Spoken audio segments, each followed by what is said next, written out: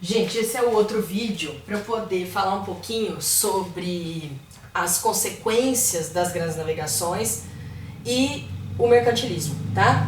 Como consequências das grandes navegações, além do intercâmbio cultural e o intenso comércio que se estabeleceu entre a Europa, a Ásia, a África e a América, como eu comentei no vídeo anterior, nós temos que ter em mente que, enquanto os europeus enriqueceram absurdamente a partir das grandes navegações, para as populações das Américas, América do Norte, América Central e América do Sul, foi uma grande tragédia, porque eles foram vítimas de exploração, escravidão, opressão, desrespeito total às suas crenças, seu modo de viver. Então eles foram invadidos de maneira violenta.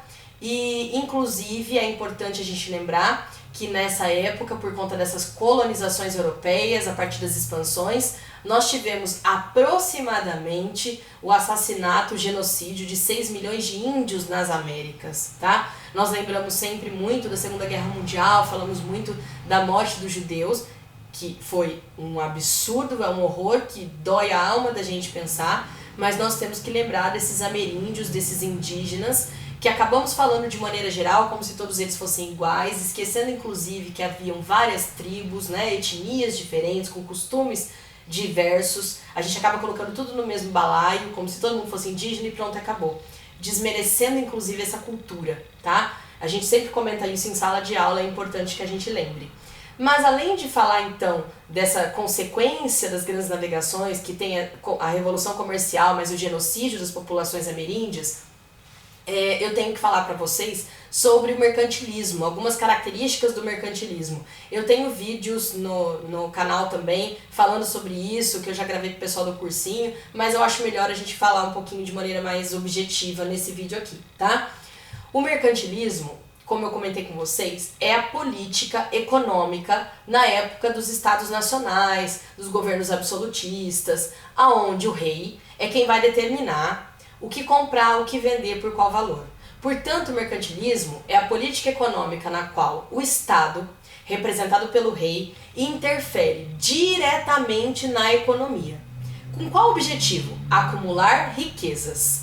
O que era riqueza para o povo naquela época? Metais preciosos, especialmente ouro e prata. O que eles vão conseguir principalmente nas Américas. A gente vai estudar isso depois, tá? Mas o mercantilismo, essa política mercantilista, traz algumas características muito importantes. As principais são o metalismo. O que é metalismo?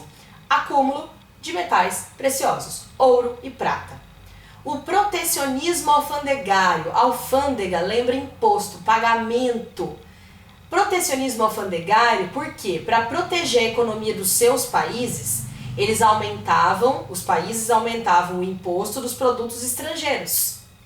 E nós tínhamos também como característica a balança comercial favorável. O que é isso? Buscar um equilíbrio. Para os países absolutistas, que são aqueles que adotam o mercantilismo, eles querem exportar mais, vender mais do que comprar, do que importar. Isso é balança comercial favorável. Exportar e vender mais, portanto, do que importar, do que comprar. Estabelecendo assim um equilíbrio para a economia do seu próprio país. Sistema colonial também é uma característica, o pacto colonial. Por quê? A metrópole, que são esses países europeus, vão estabelecer regras para as suas colônias, explorando-as, tirando todo o lucro que puderem. E para que tudo isso funcionasse, o mercantilismo exigia que houvesse mão de obra escrava. Por isso essas populações são escravizadas, tanto os indígenas nas Américas, quanto depois eles vão levar africanos escravizados de maneira extremamente violenta para trabalhar em determinadas colônias, como nós também vamos estudar. Então as principais características do mercantilismo são essas: o metalismo, o protecionismo alfandegário, a balança comercial favorável, o sistema ou pacto colonial e a mão de obra escrava, tá? Eu peço que vocês estudem anotando, porque fica muito mais fácil assim, tá bom? Um beijo, bons estudos para vocês, e eu sigo por aqui gravando, regravando e mandando, também boas vibrações para que tudo isso passe o mais rápido possível e a gente possa se ver, tá bom? Um beijo para todos vocês.